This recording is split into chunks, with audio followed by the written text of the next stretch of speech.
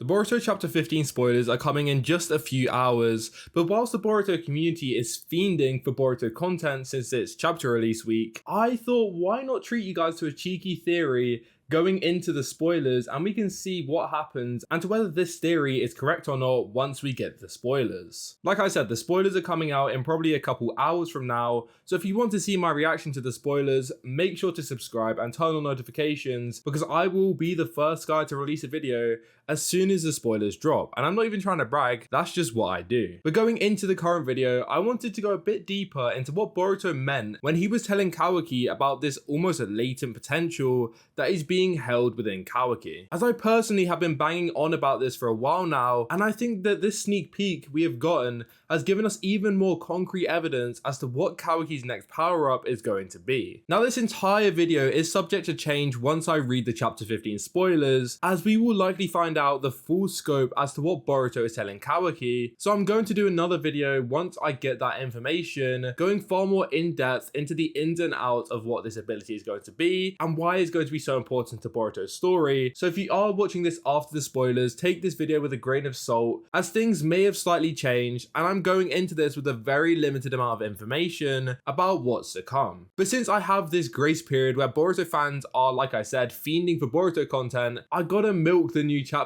like a cow while I can. Anyways, enough of the yap, let's get into this video. So the reason I even decided to make this video altogether is because of what we saw in the sneak peek, where Boruto tells Kawaki directly, "Look my guy, you weak as hell, and you're even more of a stupid donut for sealing Naruto away because that guy could have trained your ass and we wouldn't even be in this situation in the first place. But since you got all butthurt because you couldn't kill me, I guess we are in a situation we are in now." And Boruto tells Kawaki that sooner or later Kawaki is going to make a decision, and because Boruto says this directly after saying Kawaki is too weak, it makes me think that this decision is going to be tied into the next power-up, if you can see where I'm coming from there. Because essentially what Boruto is saying here is because it is too late for Kawaki to be trained by Naruto, this revelation that he's going to tell Kawaki is going to give him the ability to boost his power significantly. Now I have seen many people saying that this power-up, or Kawaki's next big power-up, is going to be him eating Jura's Thorn Soul, but I don't really see how this is necessarily going to work. And the reason I say that is because in order to obtain Jura's Thorn Soul, they have to actually defeat Jura. And Boruto said that Jura is the root cause of all of their problems, meaning that if Jura was to die in whatever way, there would be no ultimate villain or anything like that, and the story would have to come to a close sooner or later from that point onwards. I guess you could argue that Kawaki would become that person, but ultimately if Kawaki did become the final villain, the story wouldn't last much longer beyond that point. Instead, I think Kawaki is going to awaken a Karma V3. And the reason I think Boruto seems so reluctant to tell Kawaki about this is because Kawaki's Karma V3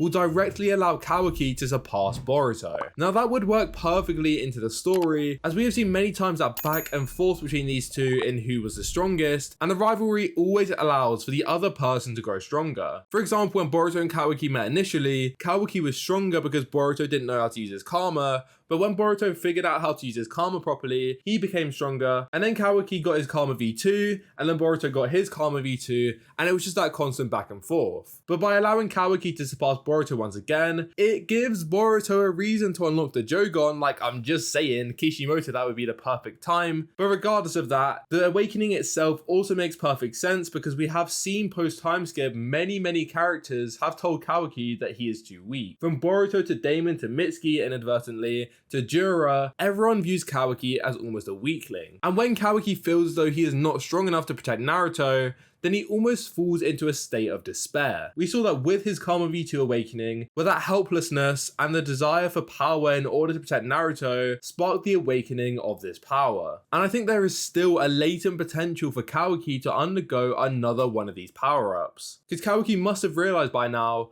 that if he dies, so does Naruto, since there will be no feasible way to free him from that realm, so where he might still be a living entity, he might as well just be in a permanent coma, which in the narrative Naruto-verse is almost worse than death itself. So with that knowledge and Kawaki coming to the realization that there are many people now that can in fact kill him, he will begin to become hungry for power once again. And Kawaki's desires are very powerful, as for one thing, it was a direct catalyst for the godly power of omnipotence to occur. And obviously, it was also the driving force behind all of his actions and awakenings beyond that point. So it makes sense that if Boruto tells Kawaki directly the potential to grow stronger within himself, Kawaki will begin to become desperate to gain this power, which will provide him with the opportunity to gain the ability of the Karma V3. But I am sure many of you are wondering, why the Karma V3? Why not just some other ability that Kawaki is going to unlock? And I think an ability like the Karma V3 makes by far the most sense, narratively speaking, and this ability itself goes all the way back to Amado in part 1. Amado's main and seemingly only goal in life is to bring back his daughter. That desperation to successfully use science to bring her back drove him into many bad corners, forcing him to do horrific things. So morally, he is willing to go to extreme extents to fulfill his goal. And he found his chance through Kawaki, where he implemented that secondary karma into him for the sole purpose of bringing back his daughter. He even gave Kawaki that stop code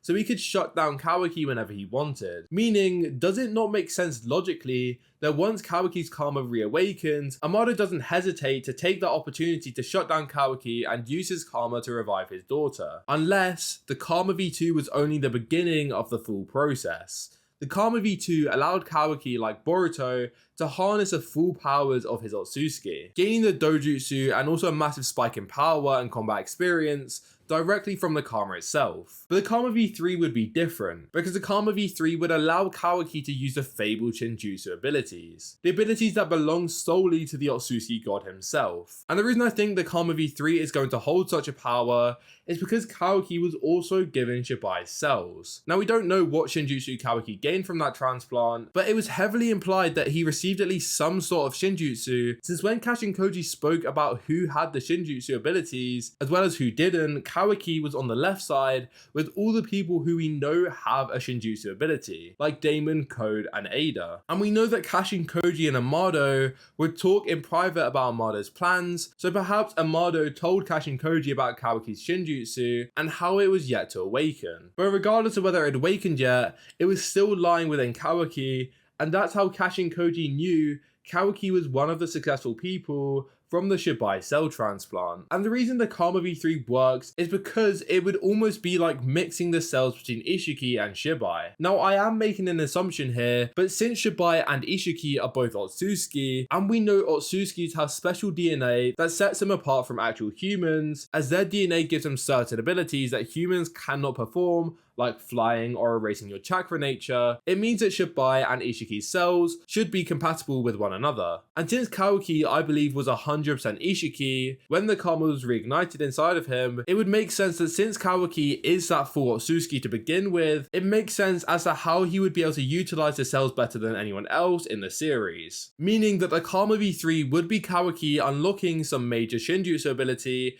that would come along his Karma V2. This transformation would also give Kawaki a double horn, just like Shibai had, to obviously insinuate that this guy is transforming into a lesser version of Shibai, but also retaining the abilities of Ishiki. Because we saw Ishiki had one horn, meaning that since he was the strongest Otsutsuki we ever saw, he was getting closer and closer to Shibai's level of power, but since Kawaki now has Shibai's cells, he is further along that process than Ishiki was, and hence why he would have that double horn. And I think this power-up would create an absolute demon in the form of Kawaki. I'm sure many of you who read Boruto a couple years ago remember how badass Kawaki was after his Karma V2. His character just works perfectly with being one of the strongest in the series. And although Kawaki has been on Fraud Watch for a while now, a power-up like that would bring so much hype and anticipation around his character, who is slowly but surely falling apart. And like I discussed earlier, the power-up literally makes sense for his character, who is in a state of desperation for a power-up. Now he has become one of the weak people again. Now this power-up likely won't come straight away, and I believe that there will have to be a major event to trigger an awakening like this,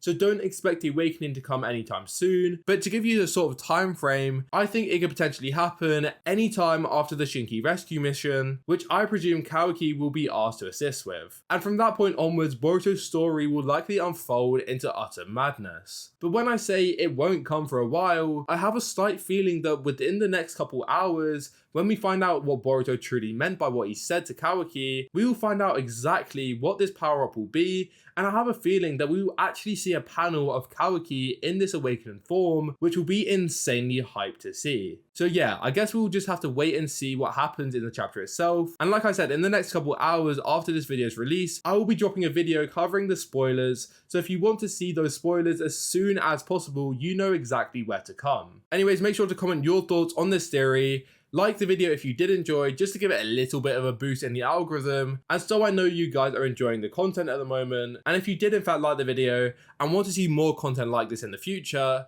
then make sure to subscribe so YouTube recommends you more of my content when it gets released in the future. But with that all said, I hope you enjoyed, and I will see you all in the next one. Goodbye.